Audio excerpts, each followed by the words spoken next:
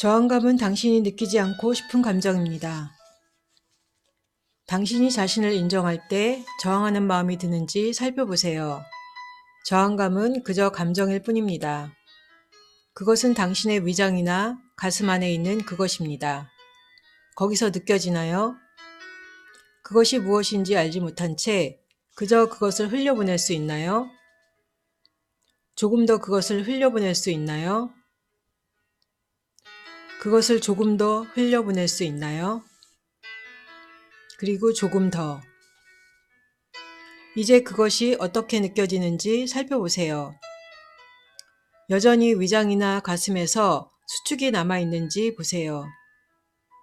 만약 그렇다면 문을 통해서 그 기운이 계속 흘러나가도록 두세요. 그 문을 계속 열어두고 기운이 계속 나가도록 두세요. 이제 당신이 다른 저항감을 갖고 있는지 살펴봅시다. 다른 누군가로부터 인정과 사랑을 구하고 있나요? 그것은 아무 곳으로나 빨리 가는 표입니다. 다른 사람한테 인정받았으면 좋겠거나 그 사람이 당신을 좋아해 주었으면 하는 경우를 떠올려 보세요. 그들을 한번 살펴보세요. 그들은 인정을 해주는 사람들인가요? 자신을 사랑하는 사람들인가요? 그들은 행복한가요? 그들이 행복하지 않고 자신을 인정하지 않는다는 건 기회가 됩니다. 그런데 당신은 그들이 당신을 행복하게 해주거나 인정해 주기를 기대하고 있습니다. 그들이 자신도 인정하지 못하고 있는데 말입니다. 이것은 마치 부도난 은행에 가서 돈을 구하는 것과 같습니다. 은행장은 말합니다. 저도 돈을 빌려드리고 싶습니다만 제겐 한 푼도 없습니다. 저는 파산했거든요. 대부분의 사람들에게는 인정하는 마음이 없으며 그들은 자신을 인정하지 않고 자신을 좋아하지도 않습니다. 우리는 자신을 인정하는 마음조차 갖지 못한 사람들에게 가서 그들로부터 인정을 받으려고 애씁니다. 그리고 그들은 우리가 자신을 인정하는 마음도 갖고 있지 못할 때 우리에게 와서 그들을 인정해 달라고 합니다. 말도 안 되는 상황이 보이나요? 그렇다면 해답이 무엇이겠습니까? 해답은 자신을 사랑하는 것입니다. 그것은 바로 당신 안에 있습니다. 궁극적으로 사랑이 나오는 곳은 당신 내면입니다. 당신 안에는 그렇게도 많은 사랑이 있는데 당신은 그것을 모든 부정성들로 가리고 있습니다. 말 그대로 사랑이 덮여 있습니다. 당신은 자신의 외부에서 사랑을 구하고 있습니다. 사랑이 언제나 있었던 곳은 당신 내면입니다. 당신은 무언가를 싫어하고 누군가를 싫어하고 자신과 타인을 인정하지 않는 것과 같은 부정적인 기운으로 사랑을 덮어서 보지 못했습니다. 이것이 바로 당신의 내면에 있는 모든 사랑을 보지 못하는 이유입니다. 대부분의 사람들은 자책하는 습관에 빠져 있습니다. 오랫동안 그렇게 해왔습니다. 그래서 그것을 멈추는 것이 매우 어려워 보입니다. 그러나 이제 당신은 아주 귀중한 정보를 얻었습니다. 자신을 자학하고 자신을 인정하지 않는 것이 아무런 도움이 되지 않는다는 걸 알게 되었습니다. 자신을 자학하라고 말하는 것은 바로 당신의 에고입니다. 당신의 에고가 자신에게 온갖 부정적이고 반감에 휩싸인 기운을 불어넣으라고 말하고 있습니다. 그러나 당신은 자신의 에고보다 훨씬 큰 존재입니다. 지금 당장 당신의 에고에게 말하세요. 나는 너보다 커. 나는 너보다 더 크다고. 난 너보다 훨씬 크단 말이야. 이제 꺼져버려. 난 더 이상 내가 필요 없어. 이제 기분이 어떤가요? 당신에게 가능성이 있습니다. 훨씬 더 강해진 느낌일 것입니다.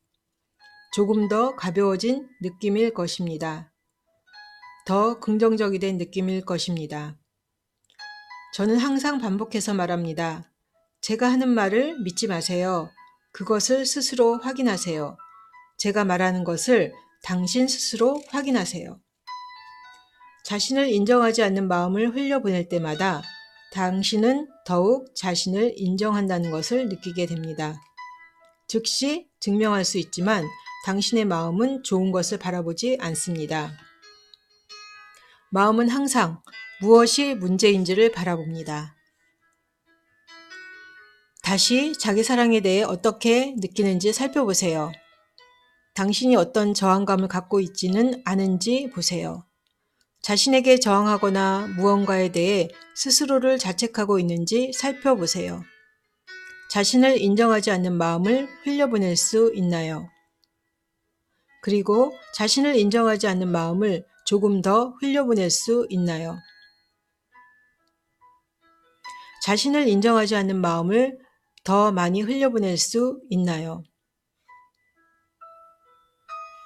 이제 자신을 약간이라도 인정할 수 있나요? 아주 현명한 결정이 될 겁니다. 당신에게 달려 있습니다. 당신의 에고에 달려 있는 것이 아닙니다. 에고는 당신의 친구가 아닙니다. 자, 자신을 조금이라도 인정할 수 있나요? 조금 더 인정할 수 있나요? 아주 조금 더 가능할까요? 그리고 자신을 좀 더 많이 인정할 수 있나요? 이제 어떤 저항하는 마음이 올라오는지 한번 살펴보세요. 자신을 조정하려는 것은 당신의 에고입니다. 좋습니다. 누구의 책임인가요? 당신인가요? 아니면 당신의 에고인가요? 자신을 조금 더 인정할 수 있나요? 그리고 저항하는 마음을 흘려보낼 수 있나요?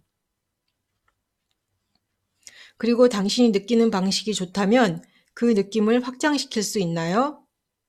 그리고 그 좋은 느낌을 조금 더 확장시킬 수 있나요? 그리고 그것이 더 좋아질까요? 그것을 흘려보내고 느낄 수 있을까요? 그 느낌이 확장하도록 두세요. 자존감으로 샤워를 하세요. 당신의 온 몸이 채워지도록 두세요. 그리고 조금 더 해보세요. 이제 기분이 어떤가요? 여기 뉴욕의 신시아 페인이 사랑에 대해 말한 것이 있습니다. 저는 사람들을 사랑하는 걸 단지 말로만 해왔다는 것을 깨달았습니다. 그 일은 갑자기 일어났습니다. 레리가 우리는 우리가 원하는 대로 행동하면 사랑한다고 말하지만 우리가 원하는 대로 행동하지 않으면 그들을 죽이고 싶어 합니다. 라고 말했을 때 그것은 진심으로 한 말이었습니다. 이 말은 제게 정말 충격이었습니다.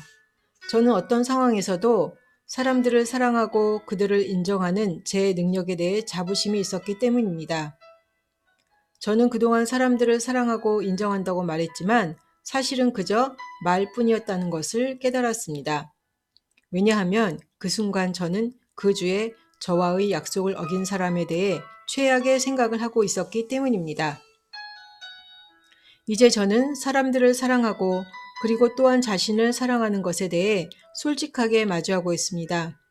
저는 하루에도 수백 번씩 마음속으로 난폭한 운전자에게 저주를 퍼붓고 누군가의 머리 모양이 우습다고 비웃고 누군가의 무엇인가를 비난하고 있습니다.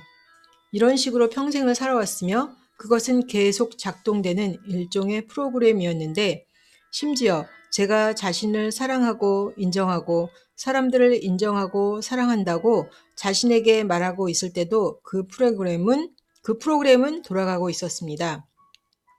하지만 저는 진실로 사람들을 그리고 저 자신을 무슨 일이 있든 상관하지 않고 사랑하고 인정해야겠다고 결심함으로써 이 상황을 바꿀 수 있다는 것을 깨달았습니다. 이것을 발견해내어서 매우 운이 좋았다고 생각합니다. 그러나 이것을 깨닫고 새로운 의식을 가졌다고 해서 사람들이 저절로 내가 원하는 대로 행동하기 시작할 것이라는 의미는 아니라는 것을 기억해야 합니다. 여전히 약속을 깨는 사람들은 많을 것이고 저에게 반대하는 일들을 할 것입니다. 사람들은 그저 사람들일 뿐입니다. 하지만 저는 그들에 대한 반감을 흘려보내고 무슨 일이 있어도 진실로 그들을 사랑하겠다고 결심합니다. 저는 앞으로도 일상의 목적에 이것을 포함시키고 사랑 속에 머물 것입니다.